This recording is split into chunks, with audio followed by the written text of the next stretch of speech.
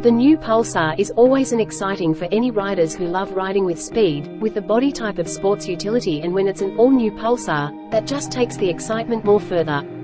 The Pulsar N160 has been launched just some months after the launch of the all-new Pulsar F250 and N250. The N160 is a Mustang of the N250 with an all-new heart, that takes some underpinnings from the bigger sibling. Let's see the Pulsar N160 design. The Bajaj Pulsar N160 is a striking bike with a well-proportioned design. It has LED projector headlamp, flanked by brow-shaped DRLs. As this is the naked model, it gets a flat handlebar, above which sits what Bajaj calls an infinity instrument cluster, with its bezel-less design. All analog junkies will love this display unit. Because, in today's times of fully digital clusters, the N160 retains an analog tachometer.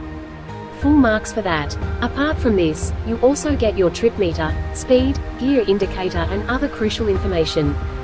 You also have a USB port, which for some is vital kit in this day and age. The fuel tank is chiseled and the overall gait of the bike is rather muscular, with a hacker, Street Fighter stance. The split-seat setup and tail section of the N160 remain identical to its bigger sibling. There are few distinguishing factors, however, first of which is the N160 badging. Then there are more subtle changes, like the traditional bulb-style turn signals over the LED units on 250 and the underbelly exhaust, unlike the side-mounted end can of the 250. The bike is available in the Brooklyn Black colorway. The blue and the red colors get single-channel ABS, a smaller front disc and skinnier 31mm front forks, which I think for bike lovers have only one thing to choose from. Again, looking at the Bajaj Pulsar N160 engine. The Bajaj Pulsar N160 relies on a 4-stroke, 165cc, single-cylinder, air and oil-cooled engine, with a 2-valve head. In terms of output, the new Bajaj-developed mill is good for 15.68 bhp of power made at 8,750 revolutions per minute and 14.65 Newton-meters of torque, that twists out at 6,500 revolutions per minute. Respectable for a bike of this class. But what's it like in the real world? Thumb the starter and you are immediately greeted by a surprisingly baritone exhaust note that makes the N160 sound like it displaced a wee bit more.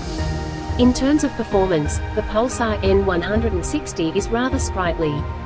There's enough pep to keep those signal-to-signal drag races entertaining. The Bajaj engine also does well to feel extremely tractable, so you can almost always leave the bike in one gear higher than you should be in, and the N160 will still happily chug along, with no juddering whatsoever. Although, you wouldn't mind shifting gears, thanks to a 5-speed gearbox which is really slick, tactile and precise. Such an accomplished gearbox, combined with a perfectly weighted clutch, that torquey engine and supreme overall refinement make the N160 an extremely relaxing and stress-free Pulsar to ride.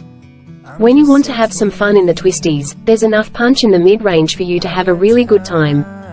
In a short stretch of an isolated, open road, the bike CNB managed to pull up to 108 km/h on the speedometer, with the N160 still accelerating fairly well. Bajaj also claims the new engine is good for close to a frugal 45 km/h, something that we think the N160 should easily be able to live up to, but do look forward to verifying properly in our upcoming road test. Bajaj Pulsar N160 ride and handling. The chassis of the top-end Pulsar N160 is identical to the Pulsar N250. The 160 also benefits weight reduction of almost 8 kg in this dual-channel ABS variant, courtesy of the smaller engine.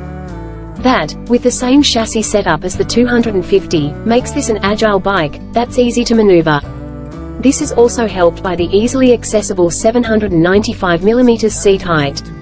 The ride quality of the N160 is well sorted. The new Pulsar is set up to be comfortable and competent for city riding and the occasional spirited weekend rides.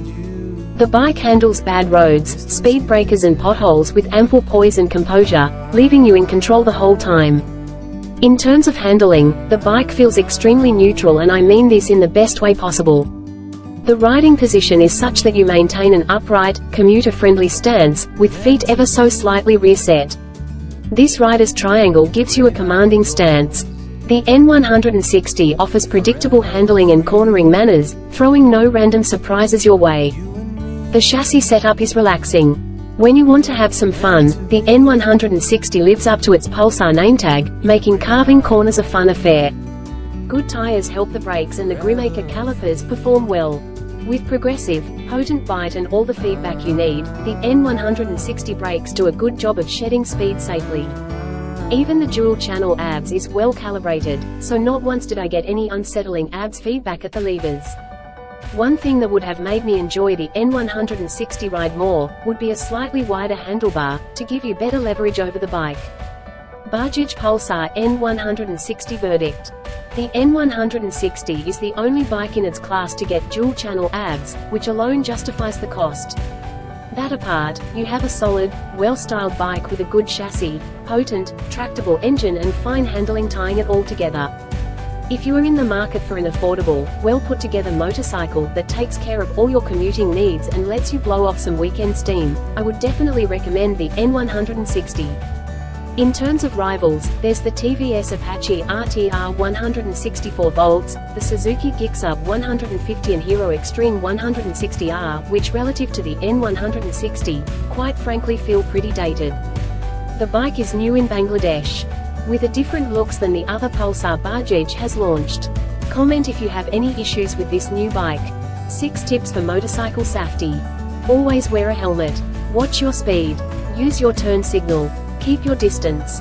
Use both brakes. Avoid blind spots. Also, never use mobile phones while driving. Avoid sudden and harsh braking. Do not apply front brakes while turning a corner.